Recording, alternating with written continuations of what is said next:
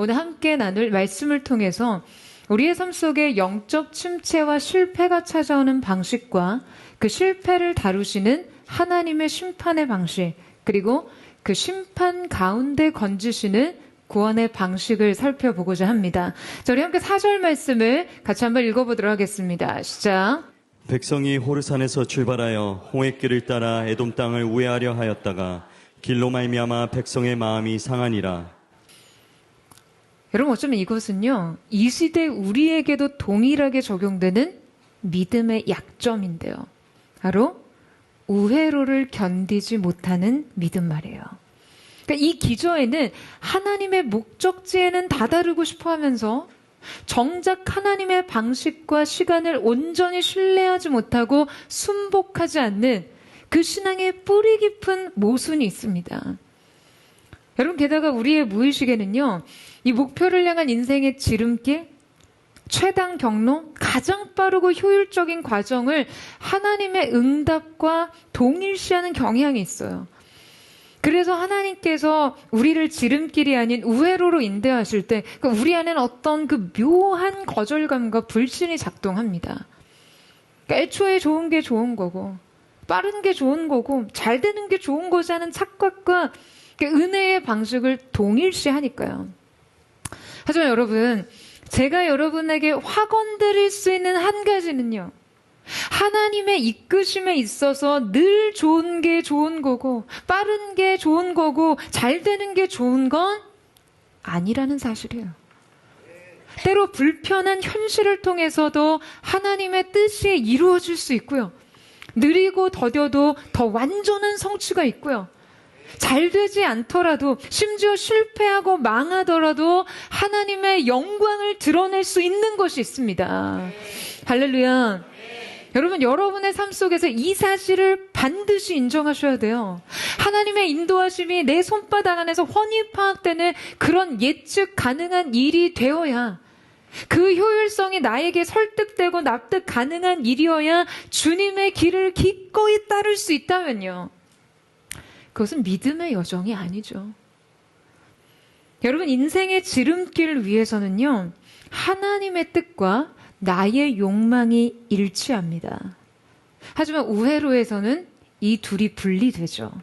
그러니까 효율성과 속도, 예측과 통제에 대한 어떤 욕구와 불안을 인생의 지름길은요, 모두 충족시키는 반면 우회로에서는 이 모든 것이 서로 충돌해요. 내가 걷는 만큼 지금 목적지에 가까워지고 있다라는 확신과 안정에서조차 벗어납니다. 눈앞에 경로가 파악되지 않고, 노력해도 진전이 보이지 않고, 나의 계획과 시나리오가 모두 무너질 때 느끼는 여러분 그 좌절감이란 이 시대를 사는 우리들이 너무나 자주 경험하는 것들이잖아요. 여러분, 그렇기 때문에 바로 이때 우리의 믿음은 진짜 실력을 드러내는 거예요. 내가 하나님의 뜻뿐 아니라 그분의 모든 주권적 방식에 순복할 수 있는지 말이죠. 하나님의 최종적 목적지를 믿고 신뢰한다 할지라도 지금 내 발끝에 한 걸음을 순복하지 못한다면요, 여러분, 이 믿음은 모순투성이에요. 여러분, 그런데 저는 오늘 말씀을 묵상하면서 그들의 이 영적 호흡이 짧아지고 인내가 바닥나버린 상태가 된 어떤 좀 더 깊은 원인이 있지 않을까라는 생각을 했어요. 그들 안에 즉 하나님께서 이끄시는 예측 불가능한 과정을 따르는 그 믿음이 준비되어 있지 않다는 것 외에 말이죠. 여러분, 저는 그들에게 이미 누적된 상실과 절망이 작동하고 있었다라고 봅니다. 오늘 본문의 말씀 앞서 민수기 20장에 보면요, 그들의 심리에 결정적인 타격을 주었을 것이라고 예상되는 사건이 일어나는데요. 자, 먼저 20장에 진입하자마자 미리암이 죽습니다. 20장 후반부터 보면 에돔이 이스라엘의 통과를 거절하는 지금 호르산에 이르렀을 때 하나님은 모세와 아론에게 두 가지를 말씀하세요. 바로 무리바 물 사건으로 모세가 가나안 땅에 들어가지 못하게 될 것이라는 것과 아론의 죽음이죠. 자, 우리 함께 24절 말씀을 같이 한번 읽어보도록 하겠습니다. 시작. 아론은 그 조상들에게로 돌아가고 내가 이스라엘 자손에게 준 땅에는 들어가지 못하리니 이는 너희가 무리바 물에서 내 말을 거역한 까닭이니라. 자, 여러분, 이스라엘 백성에게 있어서 모세와 아론은 어떤 존재입니까? 모세는 그들에게 대체 불가능한 지도자였어요. 그는 애굽이라는 거대 제국에 10가지 재앙을 내리고 홍해를 갈랐으며 하나님과 대면하여 말하던 절대적인 존재였어요. 그 광야에서 좌충우돌하는 백성들을 지금 온유로 인내하며 중보했던 영적 아비였어요. 자, 그런데 그런 모세를 하나님께서 가나안 땅에 들어가지 못하게 하신다고 한 거죠. 여러분, 이 거절과 탈락은요, 이스라엘 백성에게 엄청난 충격을 주었겠죠. 어쩌면 그들이 하나님에 대한 묘한 반항심과 거부감을 품을 수도 있지 않았을까요? 저는 분명 모세에 대한 하나님의 거절로 인해 그들 안에 엄청난 영적 허무주의가 자라나기 시작했을 거라고 생각합니다. 더욱이 이어서 그들에게 어떤 아주 충격적인 사건이 일어났습니까? 아론이 죽습니다. 여러분, 아론은요, 광야에서 40년 동안 그들의 죄를 속죄해주던 대제사장이었어요. 그런데 그런 그가 광야 흙바닥에서 싸늘한 시신이 된 것이죠. 이스라엘 백성들은 그를 위해 30일 동안 애곡하는데요. 자, 여러분, 이때 그들은 과연 어떤 심정으로 곡을 했을까요? 그들에게 이 두 가지 사건은 실제 광야 1세대의 완전한 퇴장과 죽음의 행렬을 보여줬고요. 이로 인해 그들은 분명 그 영적 고아의 심정을 느낄 수밖에 없었을 거예요. 그러니까 이 극심한 공포와 불안이 그들의 심리를 완전히 장악했고, 그러니까 이러한 심리 상태로 인해 성경은 그들의 믿음의 상태를 굳이 카자르라고, 호흡이 짧아졌다라고 표현하지 않았을까 싶어요. 실제 영적 심리적 공황 상태에 빠진 것이죠. 그러니까 바로 이때 하필 가나안으로 가는 최단 경로가 차단되고요. 우회로를 통해 오히려 가나안 땅은 그들의 시야에서 점점 멀어져 갔어요. 가나안은 그들에게서 점점 흐리채져 갔고요. 지도자의 죽음과 상실에 대한 경험은 그들에게 선명했습니다. 약속의 성취는 먼 이야기 같았고 광야 세대의 소멸은 그들의 현실이었죠. 그들 마음에 더 또렷하고 선명하고 실제적으로 각인된 것은요, 소망이 아니라 상실이었고 약속의 성취가 아니라 죽음에 대한 감각이었던 것이에요. 여러분, 이스라엘 백성들은 광야에서의 죽음의 행렬이 곧 약속의 땅에서 승전 행렬이 될 것이라는 것을 믿어야 했어요. 하나님께서는 이스라엘 백성들을 영웅적 인물 주변의 군중으로서가 아니라 하나님과 직접 대면하며 교제하고 예배하는 제사장 나라로 세우시기를 원하셨습니다. 더 깊은 언약, 더 온전한 성취 가운데 참여시키시는 것이죠. 하지만 이스라엘 백성들은 하나님의 더 깊은 부름보다 자신의 상실과 두려움에 집중했습니다. 자, 여러분, 그래서 어떻게 반응하죠? 자, 5절 말씀 보시겠어요? 우리 5절 말씀을 같이 한번 읽겠습니다. 시작. 백성이 하나님과 모세를 향하여 원망하되 어찌하여 우리를 애굽에서 인도해내어 이 광야에서 죽게 하는가? 이곳에는 먹을 것도 없고 물도 없도다. 우리 마음이 이 하찮은 음식을 싫어하노라 하매. 여러분, 심지어 이스라엘 백성들은 과거의 노예 생활을 오히려 그리워하는 모습까지 보입니다. 이거 어떻게 그럴 수 있냐 하면요, 애굽의 노예 생활은 철저한 노동과 보상의 체계에 의한 삶이었거든요. 그들은 비록 노예였지만 아이러니하게도 자신이 일한 만큼 적어도 생존할 수 있다라는 이 체계 속에서 안정감을 느낄 수 있었어요. 애굽은 그들을 채찍질하고 그들은 맞고 일했지만 적어도 아침에 일어나면 벽돌 몇 장을 구해야 하는지 그 작업의 매뉴얼이 아주 분명했거든요. 일을 마치면 적어도 오늘 죽지 않고 살았고 부추와 마늘을 먹을 수 있었습니다. 그러니까 이 시스템 안에서 통제되는 삶이 그들에게는 예측 가능한 삶의 안정을 줬어요. 그러니까 이처럼 뼛속 깊은 그 노예 근성에 의해 광야에서 주어진 자유와 변화에 대한 적응이 너무나 어려웠던 거예요. 여러분, 게다가 만나는 하루치만, 오직 하루치만 거둘 수 있었죠. 욕심내서 한 이틀치를 모아두면요, 어김없이 썩어서 구더기가 들끓었습니다. 자, 그렇다면 하나님은 대체 왜 이런 방식으로 그들에게 만나를 공급하셨을까요? 여러분, 하나님께서는 약속의 백성이 생존 본능에 의해 살지 않도록 훈련하고자 하셨어요. 생존 본능이 아닌 하나님을 향한 전적 의존에 의해 살기를 원하셨습니다. 이스라엘 백성들의 텐트 안에는 오늘 은혜를 모두 누리고 나면요, 여러분, 내일 먹을 양식의 한 톨도 남아있지 않았죠. 그럼 여러분 생각해 보세요. 그들이 밤에 텐트 안에 누워서 눈을 감을 때 어떤 생각을 해야 했어요?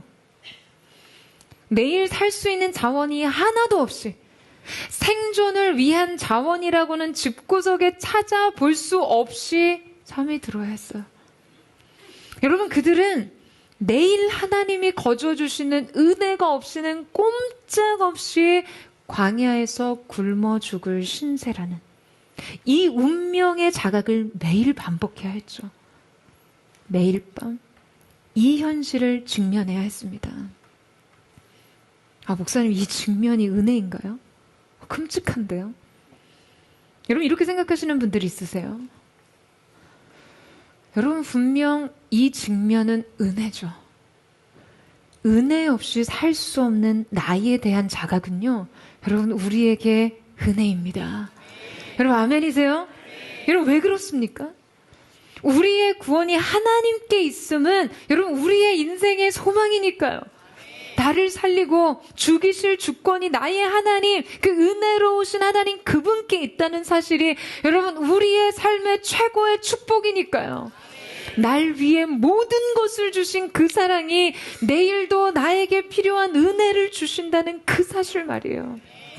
그러니까 매일 밤 이 은혜를 바라고 소망하고 잠들 수 있는 날들이 진정 광야의 특권인 것이죠. 여러분, 광야엔 낭만이 없습니다. 그곳은 불뱀과 전갈의 땅이에요. 콧노래가 나오는 꽃길이 아닙니다. 할만해서가 아니라 도무지 할 수 없던 것을 하고 언제까지 더 걸어야 할지 알 수 없던 땅을 매일 걸어야 하는 것이 광야의 삶이에요. 무던히 걸으면서도 정체를 경험하고 전진이 아닌 후퇴의 감각으로 사는 삶, 우회와 지연, 무력과 의존의 삶, 그 삶을 그저 계속해서 걸으셔야 돼요. 우리가 통제할 수 없는 현실을 견디며 그 하나님의 약속에 대한 통시적 시선으로 여러분, 우리의 눈앞에 흔들리는 상황을 견뎌내시기를 축원합니다. 이 광야의 축복과 특권을 기억하며 여러분, 우리는 우회로 앞에서도 우리의 인내가 끊어지지 않도록, 짧아지지 않도록 해야 돼요. 언제나 우리 앞에 당면한 문제와 현실보다 여러분, 우리의 믿음의 인내가 더 길고 강하기를 주님의 이름으로 축원합니다. 여러분, 인생의 모든 삶의 문제보다 하나님을 신뢰하는 여러분의 믿음의 호흡이 더 길고 강하기를 예수님의 이름으로 축복합니다. 마지막으로 이런 이스라엘 백성을 향한 하나님의 심판과 구원의 방식을 살펴보려고 하는데요. 자, 우리 6절 말씀을 같이 한번 읽겠습니다. 시작. 여호와께서 불뱀들을 백성 중에 보내어 백성을 물게 하심으로 이스라엘 백성 중에 죽은 자가 많은지라. 이때 이 보네어의 이 샤라프라는 단어를 직역하자면요, 원래 없었던 어떤 불뱀을 만드시거나 데려오신 게 아니라요, 이것을 풀어 다니게 하셨다는 의미입니다. 그러니까 말하자면 그동안 막고 있었던 것들의 보호를 거두셨다는 의미인 거죠. 여러분, 앞서 말씀드린 대로 본래 광야는 불뱀과 전갈의 땅이었어요. 그러니까 본래 그들이 살던 그 광야엔 이 불뱀들이 득실거리고 있었던 것이죠. 그런데 이전에는 그들이 이 불뱀으로부터 공격을 왜 받지 않았습니까? 하나님의 보호가 그들을 두르고 있었기 때문이죠. 그리고 그들이 불신앙으로 하나님을 대적하자 지금 하나님께서는 그들을 보호하시던 손길을 일시적으로 거두신 것뿐인데요. 그 결과 원래 그 자리에 도사리고 있었던 불뱀의 공격에 고스란히 노출되었습니다. 여러분, 앞서 이스라엘 백성들의 주장은 하나님께서 자신들에게 충분한 은혜를 주시지 않는다는 것이었어요. 그리고 그들은 하나님의 통치를 불편하게 여겼습니다. 그러자 하나님께서는 어떤 방식으로 그들의 이 불신앙을 지금 다루시죠? 바로 은혜와 통치를 거두심으로 그들이 잊고 있었던 은혜, 깨닫지 못한 은혜의 역설을, 그 은혜를 역설적으로 드러내신 거예요. 이스라엘 백성들은 은혜를 하찮게 여겼고 또 은혜가 존재하는지조차 모르고 살았는데요. 하나님께서 잠시 그 은혜를 거두시면서 역설적으로 그 은혜의 실체를 드러내신 거예요. 여러분, 하나님의 통치가 걷어지자 그들에게 자유가 주어졌습니까? 아니요. 그들에게는 광야는 한순간의 위험과 죽음의 땅이 되었어요. 그들은 하나님의 공급을 경멸했지만 하나님 없이 그 땅은 생존 자체가 불가능했습니다. 그들은 하나님의 인도하심을 죽음의 길이라고 했지만 하나님이 보호를 거두신 땅은 즉시 죽음의 땅이 되었죠. 여러분, 광야를 사는 이스라엘 백성들의 삶을 들여다보면요, 그들의 삶이 이 시대를 살아가는 우리 삶의 압축판과 같다라는 것을 깨닫게 됩니다. 그들의 본성, 체질, 반응, 이 모든 것들이 그냥 이 시대를 살아가는 우리와 다를 바가 없어요.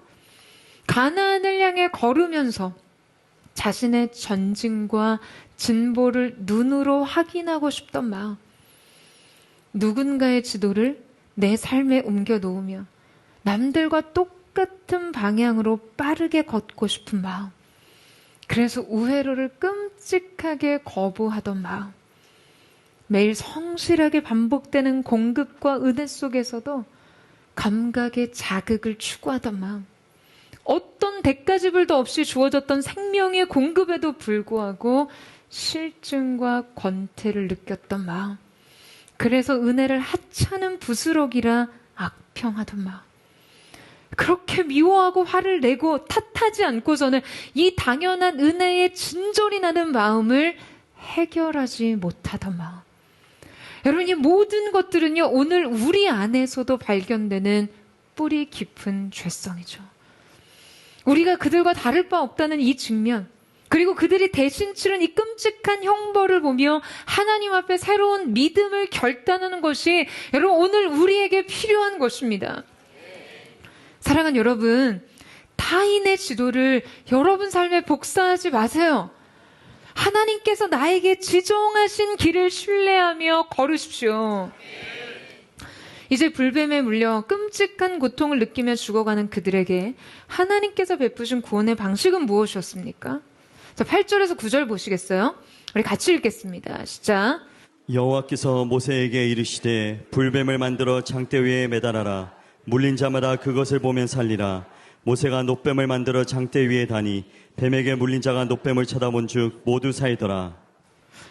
여러분, 뱀에 물린 사람들은요, 장대에 높이 달린 놋뱀을 봐야 했습니다. 지금 내 몸에 독이 온통 퍼져가는데 이 시선을 들어서 놋뱀을 봐야 했죠. 말씀드렸다시피 놋뱀은 독을 제거하는데 어떤 효험이 있지 않았어요. 그들이 놋뱀을 보는 데 있어 작용하는 것은 오직 이것이 하나님이 명하신 구원의 방식이라는 것뿐이었죠. 내 몸의 독성을 제거하기 위해 필요한 그 어떤 행위와 노력과는 아무런 상관이 없는 일이었어요. 그 어떤 물질과 기술과는 일절 관련이 없었습니다. 어떤 상식과 합리성과 상관없이 오직 놋뱀을 보는 자는 살리라 라고 하신 하나님의 약속을 믿고 믿음으로 고개를 드는 자만이 살았어요. 이해되지 않아도 하나님의 방식이기에 자신의 판단을 내려놓고 그 구원을 붙든 자들만이 살 수 있었던 것이죠. 오직 이 구원을 바라본 자만이 살았어요. 여러분, 그렇다면 우리는 그런 생각을 하게 됩니다. 아니, 지금 내 몸에 온몸에 독이 퍼지고 열이 펄펄 나고 타들어가는 통증이 신경을 사로잡고 죽어가는데 장대에 높이 들린 놋뱀만 보면 산다는데 이걸 안 볼 사람이 있을까? 라는 생각 안 드세요? 여러분, 이스라엘 백성들이 다 놋뱀을 봤나요? 그들이 전원 고침을 받고 구원을 받았습니까? 아니요, 여러분. 그들 안에는 여전히 자기 상처를 보는 자들이 있었을 거예요. 여전히 자기 텐트 안에 들어온 불뱀을 쫓다가 절망하는 자들이 있었을 거예요. 자기 안에 번져가는 죽음의 증상들에 완전히 잠식당해 그 시선을 결코 들지 못한 사람들이 있었을 거예요. 지금 내 몸에 상처를 짜내는 일이 아무런 연관도 없는 노뱀을 바라보는 일보다 더 상식적일 거라고 생각하는 사람들이 있었을 거라는 거죠. 인간은 죽어가면서도 자력으로 독을 빼내려 합니다. 아직까지 나의 이성과 합리성이 약속과 신뢰보다 더 낫다는 증명을 하고 싶은 거죠. 여러분, 바라본다는 것은요, 구원이 나에게 있지 않다라는 것을 인정하는 것입니다. 나는 치료자가 아니라 환자이며, 나는 의인이 아니라 죄인이며, 나는 구원의 주체가 아니라 구원이 필요한 자임을 인정하는 것이죠. 여러분, 구원의 모든 비용은 하나님께서 감당하셨습니다. 십자가에 달린 독생자 예수의 핏값으로. 여러분, 복음은 값싸고 간편한 것이 아니에요. 그 값을 그리스도께서 전부 홀로 치르셨기 때문에 우리에게 값없이 주어진 것일 뿐이죠. 그리스도의 희생으로 인간에게는 여러분 그저 바라보는 믿음만이 요구되는 거예요. 하지만 예수를 믿기만 하면 구원을 얻는다는 이 압도적인 은혜의 조건 속에서도 내 통장 잔고를 믿고 스펙을 믿고 이성과 상식을 믿는 사람들이 존재합니다. 노뱀을 바라보지 않고 상처를 짜내던 사람들과 같이 말이에요. 여러분, 인간은 고통을 겪을 때 고통에만 몰입합니다.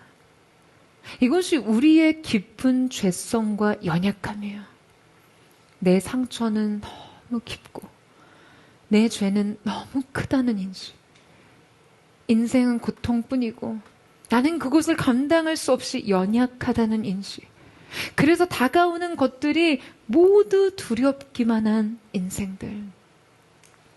여러분, 절망도 때로는 교만입니다.